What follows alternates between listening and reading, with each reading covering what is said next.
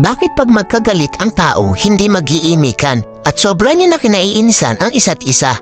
Hanggang sa hindi niya na namamalayan ang tagal niyo na palang hindi nagpapansinan. Bakit nga ba? Dahil ba sa sama ng loob o maling nagawa o dahil sa mataas na pride? Sa sobrang taas ng pride, nagpapakiramdaman kayo kung sino ang unang hihingi ng tawad. Paano kung pareho kayong ma-pride? E di habang buhay na kayong walang pansinan at mag-iinisan, di ba? Alam niyo ba ang kasabihang, it's better to lose your pride because of your love than to lose your love because of your pride?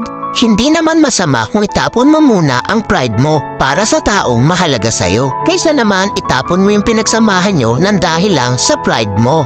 Wala namang masama o mawawala kung ikaw ang unang lalapit o iimik. Ika nga ang nagmamataas ang siyang ibinababa at ang nagpapakumbaba ang siyang itinataas. Kaya huwag ugaliin na magkimkim ng galit dahil ang galit ay basura lang sa ating puso at isipan.